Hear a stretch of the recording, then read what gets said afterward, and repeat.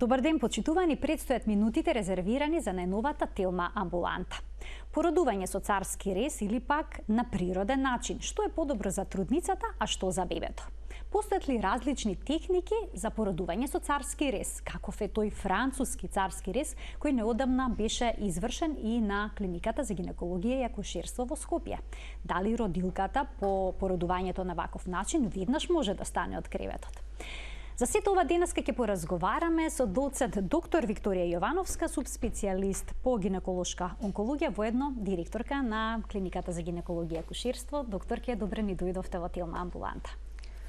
Добар ден, поздрав до вашата екипа, поздрав до вашата телевизија и до вашите гледачи.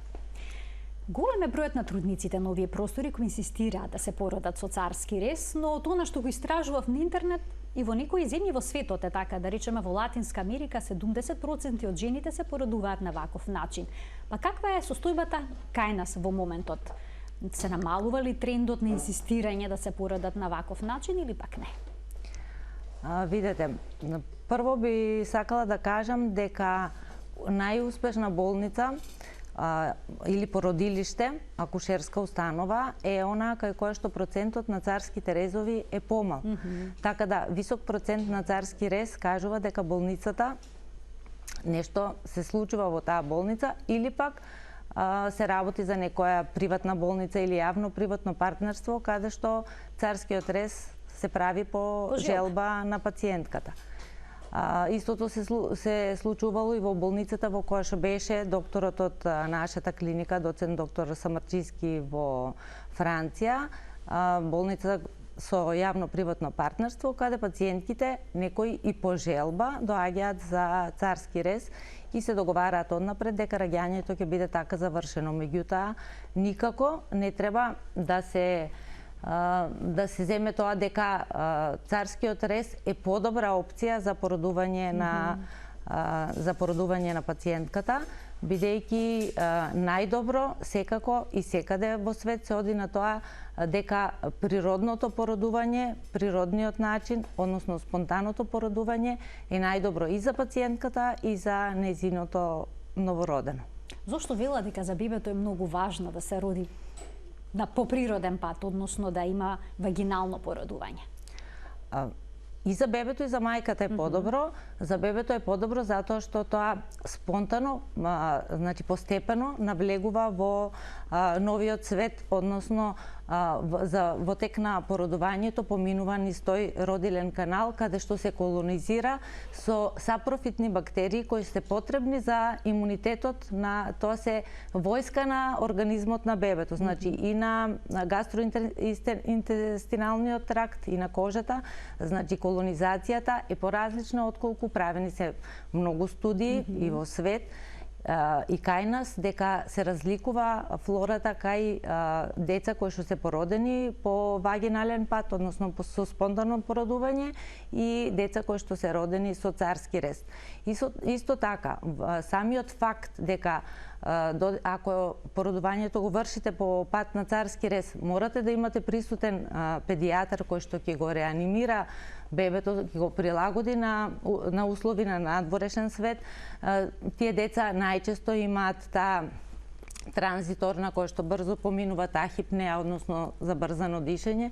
Значи прилагодувањето на бебето е многу подобро кога тоа породувањето оди по спонтан пат. Вела дека и е поголема веројатноста да нема проблем при земањето на првиот здив.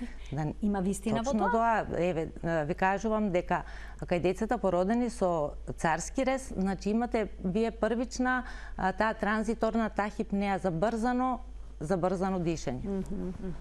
Така. Кои се причините кои што доведуваат до царски рез кај жената? Односно, кому предлагате да се породи на таков начин? Важна ли е возраста на трудницата? Ако има тесна карлица, препорачувате ли да се породи со царски рез?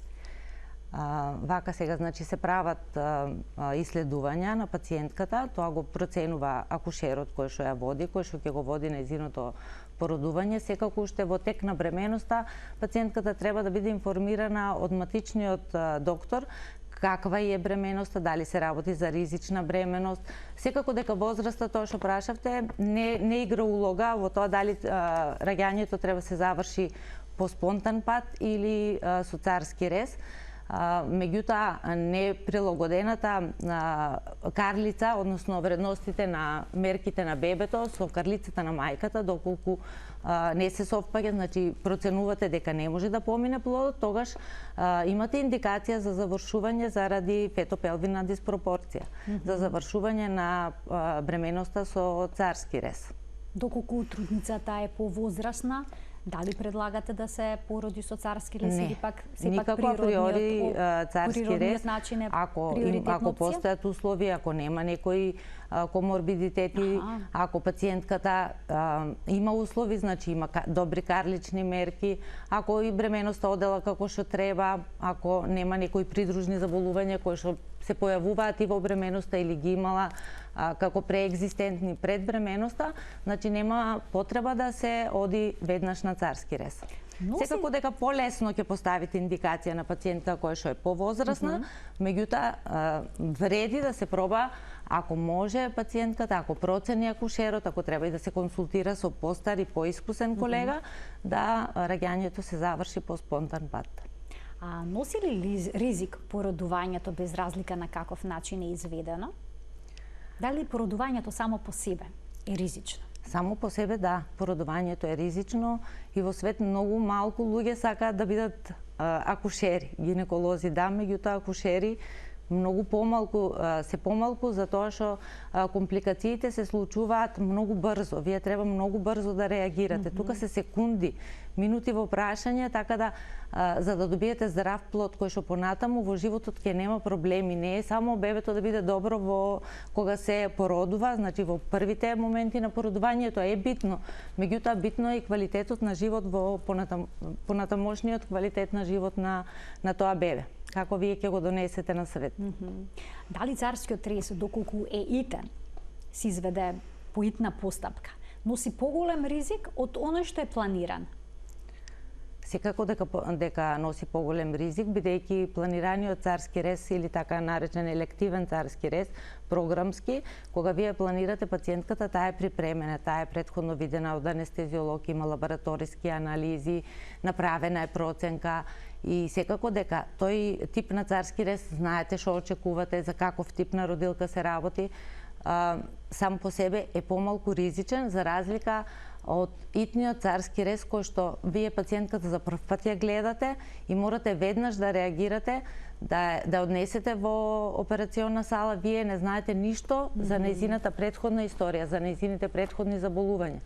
Тоа е ризично и за неа, и за нејзиниот плод, меѓутоа тоа е ризик и по персоналот на луѓето кои што работат во операционна сала, бидејќи вие во операционна сала немате само акушер кој што породува, односно оператор кој што го изведува царскиот рез.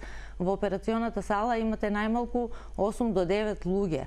Значи тоа се уште двајца гинеколози, анестезиолог со анестетичарка, педијатар со педијатриска сестра, акушерка, болничар кој што ја обслужува инструментарка, така да имате многу луѓе во операционната сала кои што се битни за исходот на царскиот рез. Доколку станува збор за планиран царски рез, има ли некои посебни подготовки за трудницата пред неговото изведување? Треба ли таа нешто да направи дома пред породувањето во однос на начинот на исхраната или пак хигиената и слично?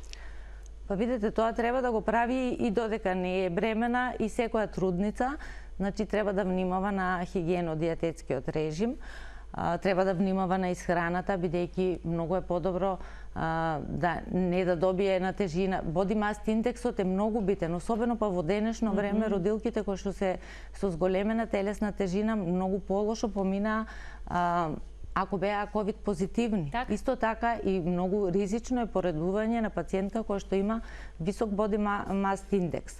Без разлика дали тој е прво, второ или трето. Се поправаат, викам, повеќето прилично накачуваат килограми во бременост. Прилично мислам дека така ќе добие бебето, дека јадат за двајца, тоа воопшто не е точно, бидејќи бебето зема се што му е потребно од мајката, таа треба нормално да се исхранува, да внимава секако на исхраната, меѓутоа да внесува повеќе витамини и минерали, за разлика од тестенини и јаглени хидрати. А пред породувањето неколку часа, 6 часа или не знам 8-12, смее ли да се земаат течности и слично? Има ли некој протокол во тој поглед? Кај пациентките кои што се програмирани, значи 6 сати пред породувањето не треба да внесуваат храна, може течности во ограничена количина, бидејќи најчесто се пристапува кон регионална анестезија, така да не е проблем ако пациентката пиела течности. А има ли некакви подготовки од како ќе влезе во болницата, специјални подготовки? Бидејќи сепак се влегува во сала, опишавте со колкав тим покрај себе од доктори. Да, не само доктори, значи ние сме тим со средно медицински персонал кој што е исто така многу битен во целата таа алка на породувањето, уште од самиот прием па до завршувањето, односно до испишувањето од болницата. Секој е подеднакво битен во целата таа алка за да заврши породувањето така како што треба. И за околу подготовката на пациентката, значи се земаат лабораториски исследувања за да се види дали треба некаква субституција, дали треба вие да очекувате, да кажеме, кој исход од оперативниот третман, дали претходно има ризици, имате значи анестезиолошки преглед на пациентката и исто така преглед од акушерот за да се процени како, на кој начин ќе биде изведена операцијата. Споминавте операција. Царскиот рез е операција? Царскиот рез итекако е операција и тоа доста ризична операција. Ви кажав дека за изведување на еден царски рез колку луѓе се потребни за да влезат во операциона сала. Ризиците од операција се и во тек на самата операција, меѓутоа имате и рани и доцни компликации постоперативни, значи имате компликации кои што со години после тоа пациентката може да ги носи. И затоа се препорачува доколку е возможно, доколку има услови, доколку не страда плодот или мајката, значи породувањето се заврши по спонтан пат. Значи најдобро е да се даде шанса на трудницата, односно на идната мајка да проба да се породи по природен пат. По природен пат, да, доколку се чека, докторке? Колку часа е оптимално? Колку часа трае породувањето? Доколку трудницата сака да се породи по природен пат, оптимално тоа трае 8 до 12 часа. Меѓутоа, многу често кога луѓето раскажуваат како во болница се пораѓале 2-3 дена. Тие се примени на одделот патолошка бременост не со цел да се породат веднаш и не е започнато породувањето и тоа не се брои во породување. Породување откако ќе качите вие пациентката во родилна сала и кога таа е спремна, значи кога тргнува породувањето, кога имате вие дилатација од 3 сантими, значи почнато е скратувањето на грлото и така со првите контракции почнува породувањето. Не значи дека и припремните контракции кои што се јавуваат и 2 недели претходно, така наречени Бракстон Хикс, дека или лажни контракции кои што само ги припремаат гениталните органи за породување, односно созрева грлото за да може да тргне породувањето. Не значи дека е тргнато породувањето и дека пациентката пролонгирано се пораѓа 2-3 дена, зависи колку останала во болница. А како жените да ги препознаат лажните контракции од вистинските? Си случува ли да ви дојдат во болница спремни за породување, а да се работи за, сметајќи тие дека се спремни за породување, да се работи за лажни контракции? Се случуваат, значи вистинските контракции ќе ги препознаат по тоа што тие стануваат се почести и поинтензивни, за разлика од оние контракции кои што се припремни, тие добиваат контракции, меѓутоа тие се проречуваат и стануваат се по неинтензивни и на крај се смируваат. Значи тие контракции се припремни контракции. Значи она треба да знае, матичниот лекар треба да ја упати уствари пациентката или акушерот кој што ја води, на што треба да обрне внимание на крајот, значи пред породување, дека треба да внимава на движењата на плодот, значи треба да внимава на тоа дали прснал воденикот, дали не е прснал, дали нешто истекува, не истекува, дали има некој посебен вагинален исцедок со посебен мирис. Значи да внимава на некои работи кои што се битни. А контракциите почетни и лажни може само со едно јавување на матичниот доктор ќе ја објасни дека не се работи за контракции со кои што е започнато раѓањето. Доколку породувањето започнало, има контракции, може ли да се направи царски рез доколку бебето веќе тргнало? Значи, може да се направи царски рез и да почнало породувањето. Пациентката тргнала, почнала да се отвара и во еден момент доаѓа до престанување на напредокот на дилатација на родилниот канал, односно на цервикалниот, на грлото на матката. И вие чекате саат-два доколку немате напредок во наодот, гледате дека породувањето не оди, значи се одлучувате за завршување на раѓањето со царски рез или доколку плодот почне да страда, значи вие постојано го контролирате, контролирате функцијата на срцето на плодот заедно со контракциите и дали има потреба да се забрза раѓањето или може уште малку да се даде шанси доколку има простор да сепак породувањето се заврши по природен пат. А колку време обично трае царскиот рез? А колку време жената треба да биде породена на ваков начин? И сега ова е многу интересно прашање. Имавме во не така далечна иднина предлог, нели, на докторите да им се бројат интервенциите, па колку имаат направено царски резови, колку други интервенции. Кога се работи за операција, никогаш не може да кажете колку точно таа ќе трае. Зависи од тоа со каков тип на пациентка вие имате работа, колкав е незиниот body mass index, имала ли претходни операции, имала некаква диагноза која што ќе ја усложни операцијата. Класичен царски рез кој што е без компликации би траел некаде 20 до 30 минути. За тоа ние постојано им кажуваме на пациентките дека за докторот е полесно да ја изоперира. Значи за некој, еве да кажеме, зависи многу и од искуството на тимот. Зависи многу од искуството на операторот, колку ќе трае тој царски рез. Меѓутоа зависи, ви кажав, и од здравствената состојба на пациентката, од нејзината диагноза во бременоста. Може би се работи за плацента или се работи за трет царски рез. За многу обезна пациентка, тогаш царскиот рез може да потрае и 2 до 3 часа. Со компликации, да кажеме, треба да се заврши со хистеректомија некогаш, односно со вадење на матката. А од што зависи дали резот ќе биде хоризонтален или вертикален, бидејќи некои жени имаат и вертикален рез? Тоа зависи од тоа дали жената претходно има некакви интервенции, бидејќи најчесто се прави вертикален рез по фанештил, кој што односно тој е хоризонталниот рез, кој што еве и естетски е подобар. Единствено што да кажам постоперативно малку поболен, бидејќи се пресекуваат тука повеќе нерви кои што завршуваат, да кажеме, до средишниот дел. Кога имате вие медијален рез, не ги пресекувате нервите, значи е помалку болен, меѓутоа е по-ризичен за стварање на хернија или кила постоперативно, за разлика од овој хоризонталниот рез, кој што 30 пати се помали шансите да настане хернија на тој рез. А од што зависи пациентката каква анестезија ќе добие?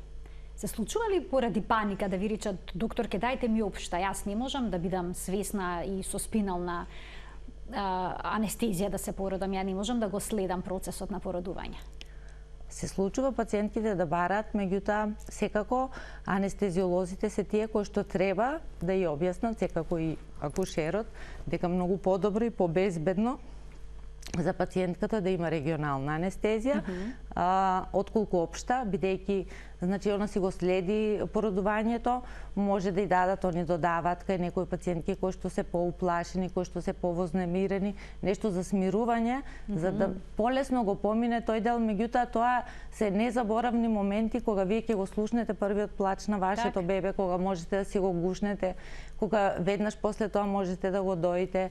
И така да кога ќе им се објасни на пациентките, ретко која пациентка после ќе бара општа анестезија. Значи никогаш не треба да одите да се водите по желбата на пациентката. Така емотивните моменти да се пропуштате се навистина тажно поради страв пред се. Да, тоа се случува еднаш до два пати во животот и тоа се најубавите моменти, тоа се единствените исплатливи болки во животот.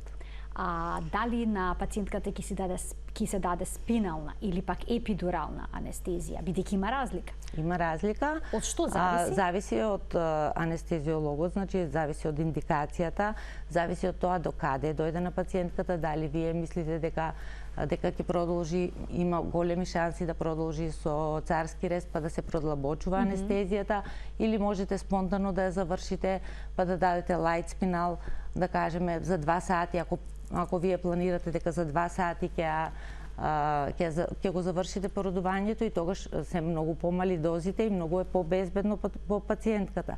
Така да за тоа каков тип на анестезија, на регионална анестезија ќе дадете, тоа одлучува анестезиолошкиот тим.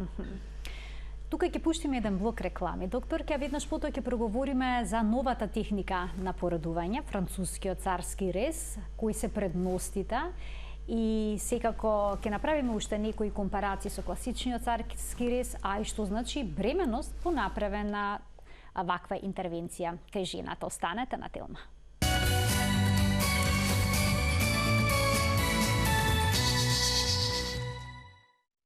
Каква е таа нова техника на породување со француски царски рез? Во продолжение на емисијата ќе ни објасни доцент доктор Викторија Јовановска, субспецијалист по гинеколошка онкологија, поедно директорка на клиниката за гинекологија и акушерство. Од овој момент емисијата, почитувани, ќе биде контактна 3076 677 е телефонот на кој што можете да се јавите.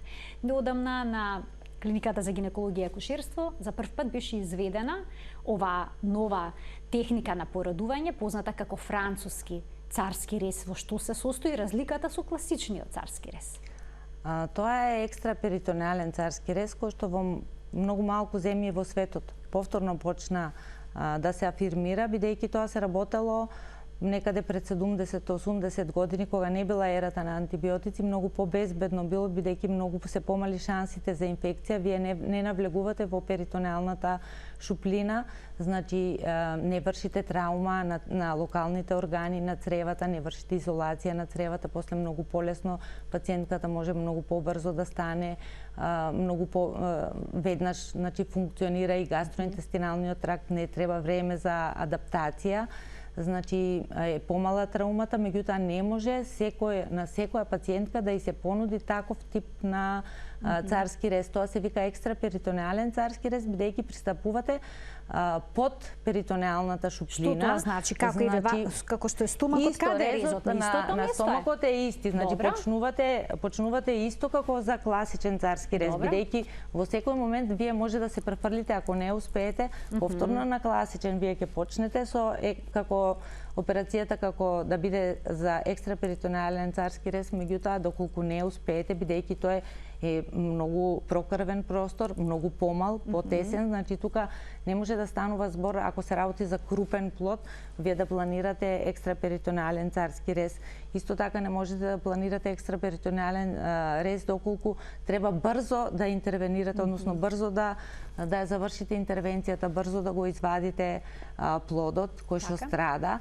Исто, значи во акутни индикации, кога имате акутна индикација за завршување на царски рез, не можете да планирате екстраперитонеален царски рез. Тој простор значи малку е потешко пристапен, е потесен, попрокрвен и е побезбеден во смисол на инфекции, во смисол на тоа пациентката побрзо може да стане, да се мобилизира за 4 сати, катетерот исто така може да се извади за 4 до 5 сати, таа може да се грижи. Исто, како? Да, се става. Добро. Се става, меѓутоа се вади многу побрзо. се вади за некои 4 до 5 сати во зависност од пациентката. Мочниот колку што прочитав, треба да се помести. Треба да се потргне за да може да дојдете до делот од матката кој што ќе го отворите, кој што е екстраперитонален. На исто место доктор ќе се отвара матката или не? Не, на исто пониско. Пониско. Пониско и за тоа ви викам, тоа е потесен простор и тука не може да во никој случај да планирате царски рез на бебе од 4 килограми, да кажем, на крупен плод. Секако зависи од конституцијата на пациентката, значи дали можете или нема ни да помислите да правите таков царски рез.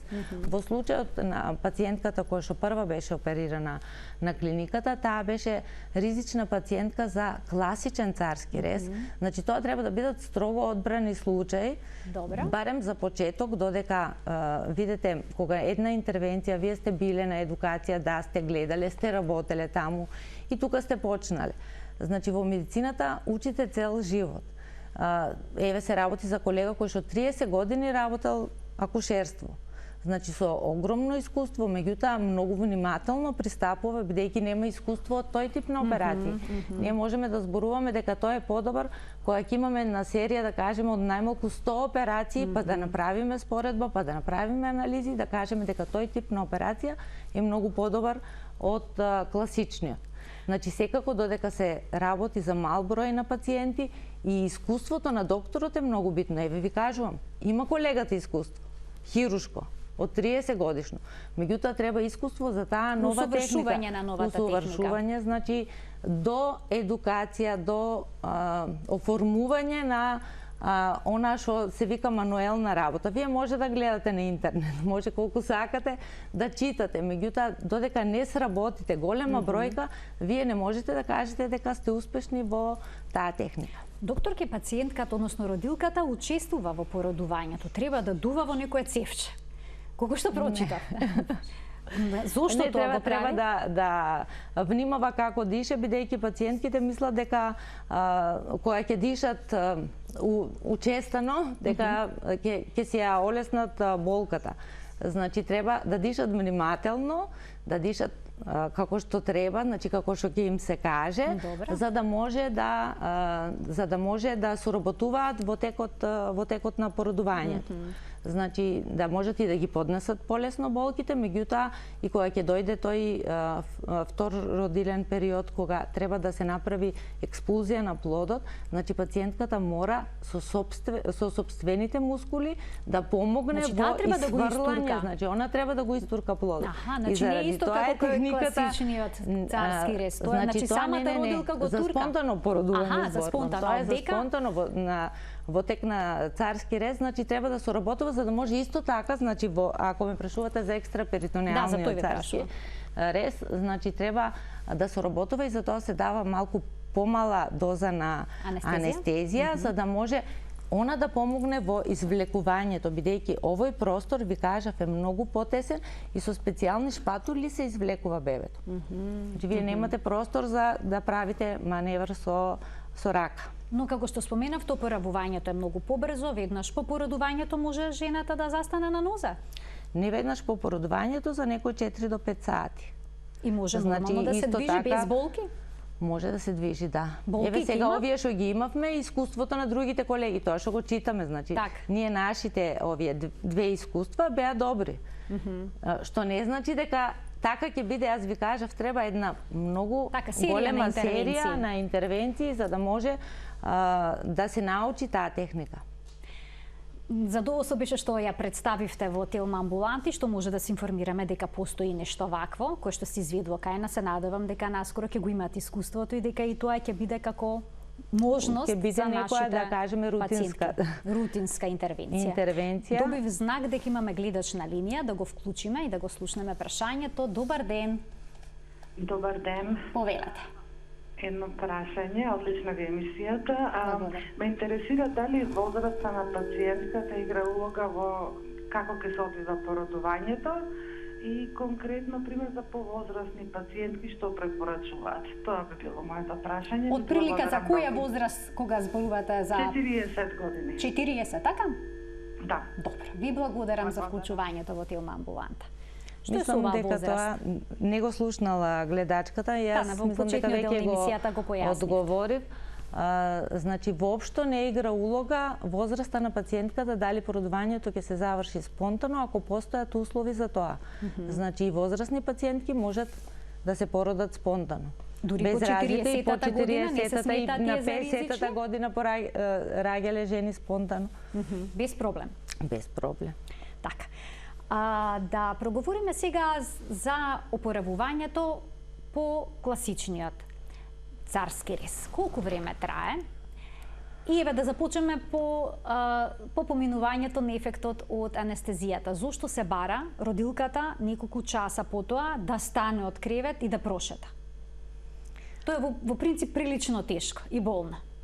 Вака, тоа е прилично тешко и болно, меѓутоа ви кажав, самиот царски рез носи ризик, бидејќи се работи за карлична хирургија, тука се големи крвни садови, големи венски крвни садови, кои што и самата бременост е подложна на хиперкоагулабилна состојба на пациентката и самата интервенција, операција е ризик и затоа за да се превенира тромбоемболични компликации се настојува жената колку што може порано да стане и да почне да се движи и покрај болките кои што ги чувствува. Значи во денешно време се дава терапија медикаментозна која што го олеснува тоа и пациентката може полесно да стане. Меѓутоа, најбитно е брзата мобилизација после операцијата. Затоа ви кажав, царскиот рез воопшто не е безазлена операција. Така како што се замислува како некоја рутинска интервенција, тоа дури не е ни операција.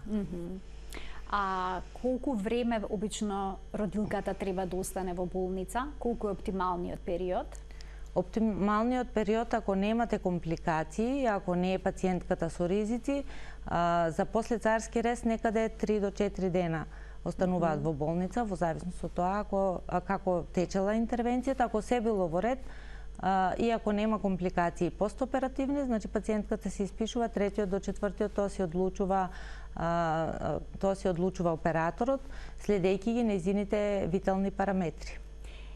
Сега кога родилката ќе се породи со царски рез, таа веднаш го добива бебето во раце. Кога ќе биде дома, значи се враќа со бебе. Сме или да го подига во раце? Сме.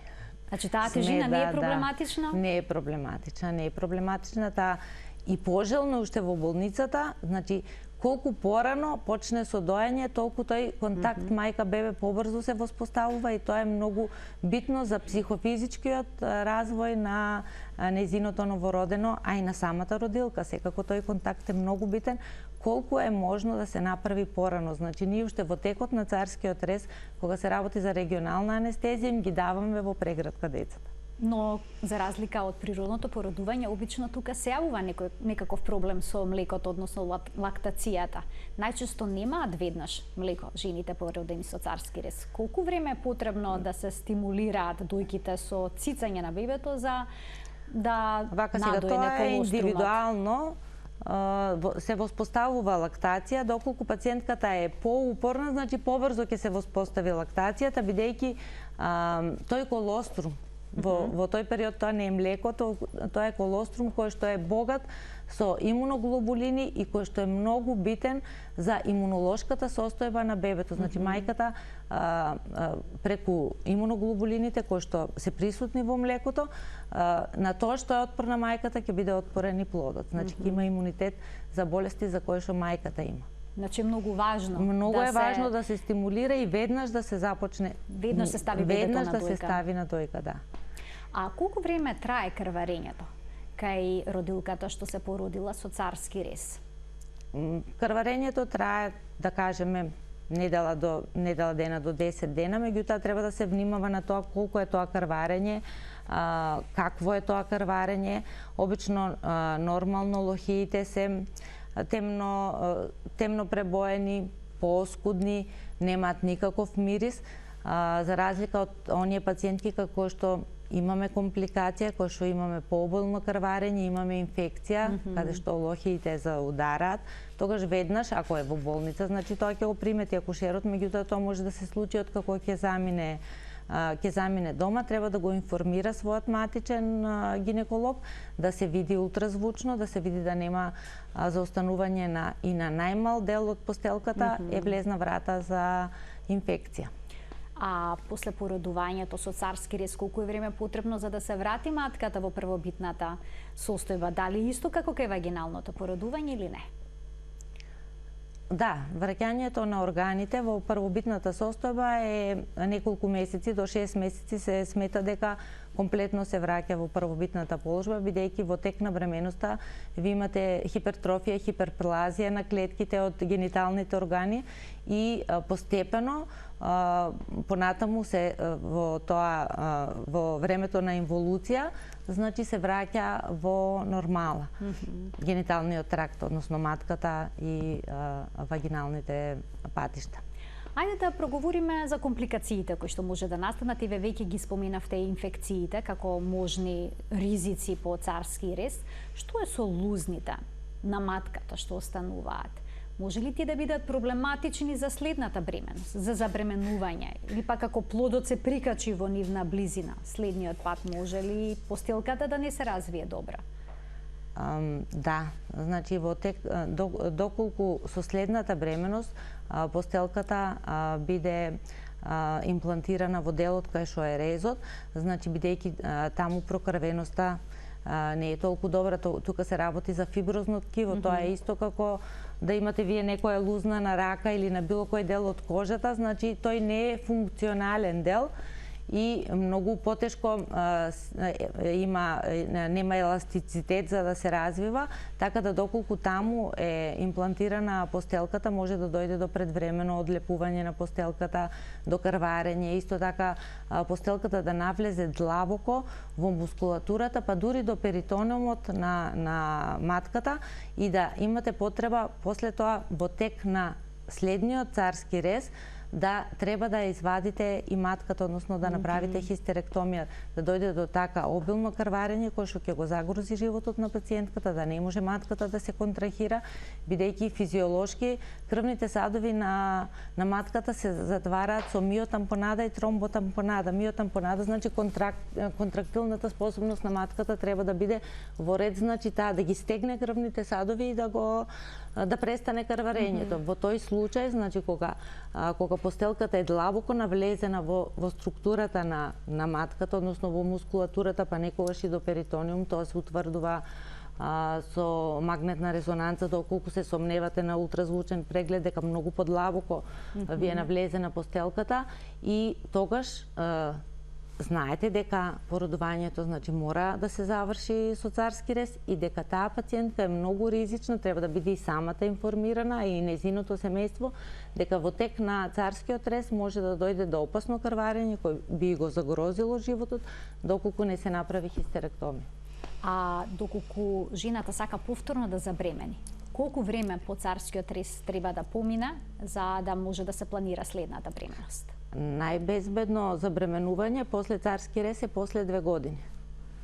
Значи 2 години треба да поминат? 2 години, да, за да забремени пациентката и да можете да се надевате дека со следната бременност може и спонтано да се породи. Бидејќи пациентките кои што се еднаш породени со царски рез мислат дека не можат спонтано или вагинално да се породат, меѓутоа е многу подобро да не се направи. Ако веќе првиот морало да се направи, не мора да значи дека и вториот царски рез априори мора значи бременоста да се заврши со царски рез. Најдобро е во тој случај, ако имате услови, да го завршите породувањето спонтано, меѓутоа доколку немате поминато 2 години од царскиот рез, ризикот да прсне делот кај што е со шиена матката на претходниот царски рез во тек на породувањето е многу голем, така да безбедно е да остане бремена 2 години со пауза од 2 години.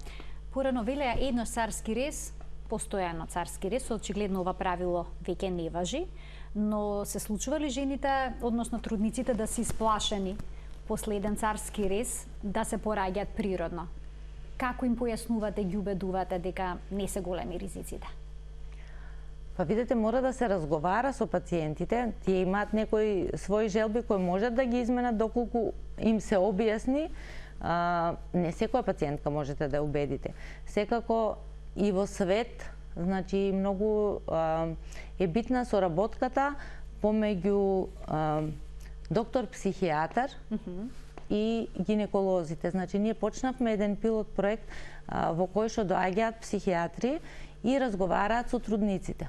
Значи, тие многу подобро се адаптираат и на новата состојба која што ќе настане, меѓутоа и на болките кои што треба да ги истрпат во тек на породувањето, на самиот чин на породување, па дури и после породувањето е потребен совет од психијатар. Така многу полесно ќе го поминат овој период кој што е највулнерабилен за жената. Така, психолошка подршка е неопходна, бидејќи постои огромен страф од болка, од породување. Да. Значи, разговор прво со акушерот, па разговор со анестезиологот, разговор со педиатрите, исто така е многу битно, бидејќи вие некогаш морате да го завршите раѓањето предвремено. Значи, они треба да бидат свесни кој е ризикот од тоа предвремено породување, како понатаму ќе се грижат за нивното дете, кои се потребите на нивното дете доколку тоа породување. Бидејќи ние сме терциерна установа и кај нас најчесто, значи, и процентот на царски резови на клиника е секогаш поголем, не поголем од приватните болници, меѓутоа поголем од другите акушерски. Повеќето ризични бременности завршуваат кај вас. Завршуваат кај нас и затоа процентот на царски рез и кај нас некаде е околу 40%.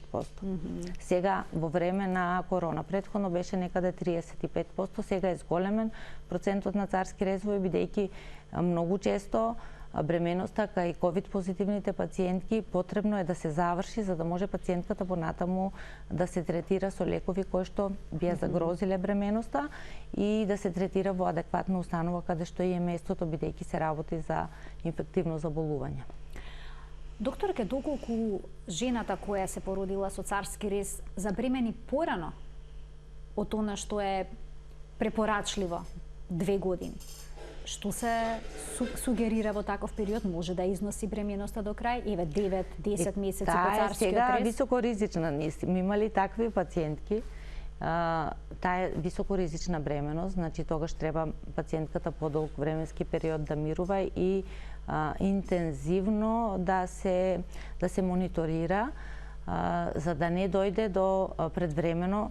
Најчесто они и предвремено се породуваат бидејќи доаѓа до крварење или до типка руптура на претходниот рез, кој што може да им го загрози животот и здравјето. Значи, тие пациентки се под постојан надзор на својот матичен гинеколог, меѓутоа тие најчесто се праќаат еве во нашата установа, па некојаш мора и да бидат хоспитализирани за да износат до некое време кога ќе биде безбедно барем по плодот и да се заврши бременоста. Многу често тие бременности можат и неуспешно да завршат, бидејќи имплантацијата на постелката може да биде во дел каде што не може, значи може да и со интраутерина смрт на плодот да завршат.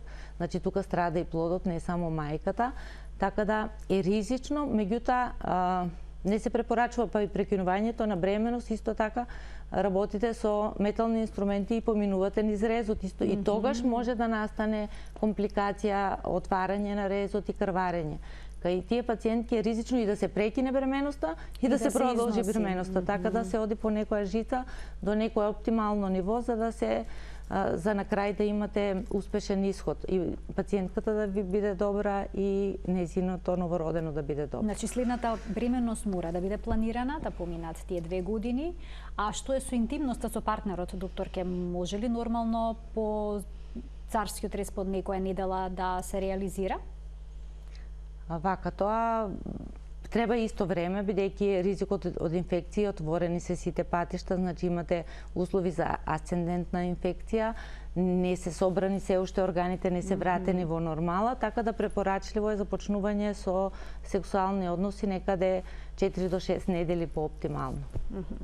Ајде сега да проговориме, еве споменавте, време на пандемија, корона, пациентките кои што се заразени со овој вирус, понекогаш и треба да ги породите порано. Дали вакцинацијата за трудниците е препорачлива и е опција, бидејќи постои страв кај нив во време на бременост да ја примат вакцината?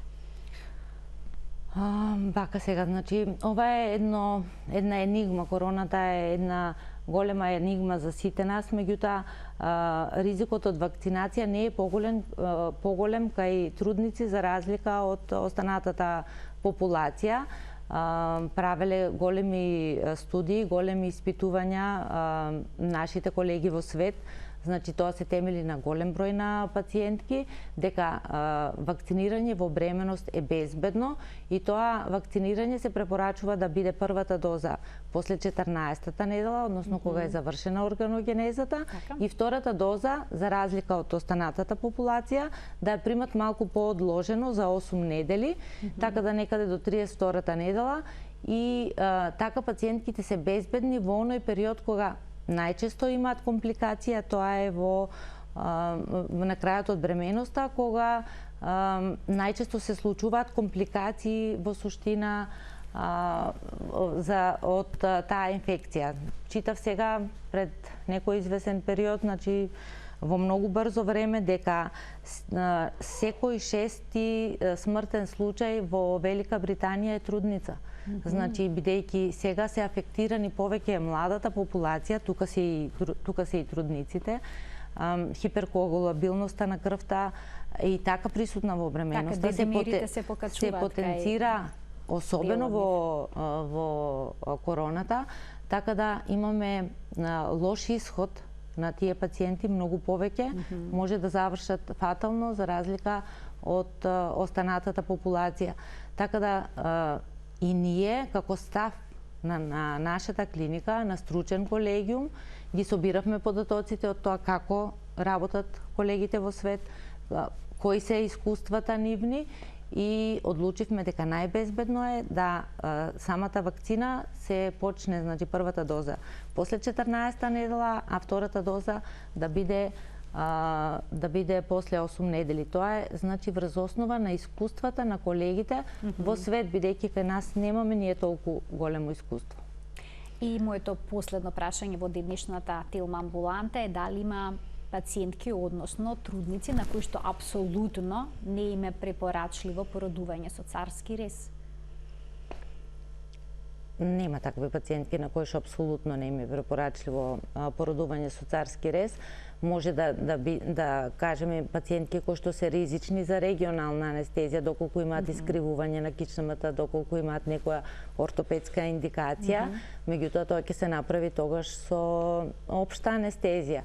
Исто така може да не биде препорачливо пациентката и претходно да забремени заради некои нејзини состојби, меѓутоа доколку се доведе во ризик животот на пациентката, секогаш последната опција е сепак царски рез. Доколку вие не успеете да ја индуцирате, да кажеме, пациентката, да успеете да ја породите по природен пат, тогаш немате друга опција.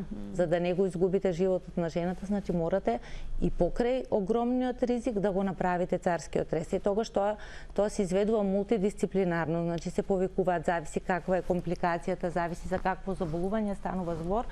Значи во текот на интервенцијата имало потреба некогаш да има кардиолози, да има кардиохирурзи, да се изврши самата интервенција, а они понатаму да продолжат со третманот на пациентката. Секако е ризик, меѓутоа не можете вие да пуштите некоја пациентка да има лош исход без вие да направите претходна интервенција.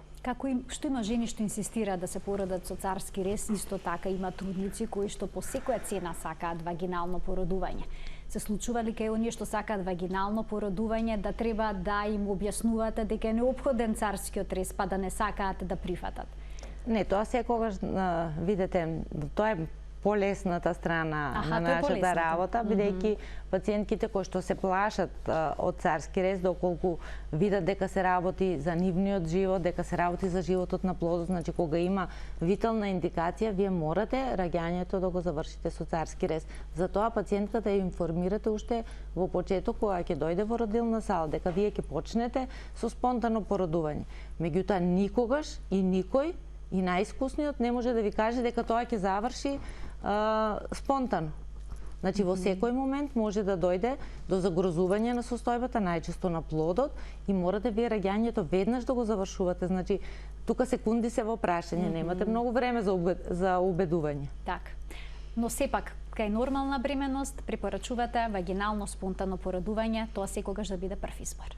Секогаш да биде прв избор, бидејќи така е најдобро за пациентката. Значи имаше еден период кога јас полагав специјалистички, тоа е пред некои 20 години, се преферираше, да кажеме, програмирано раѓање, значи да се испланира кога пациентката да се породи, па таа да дојде.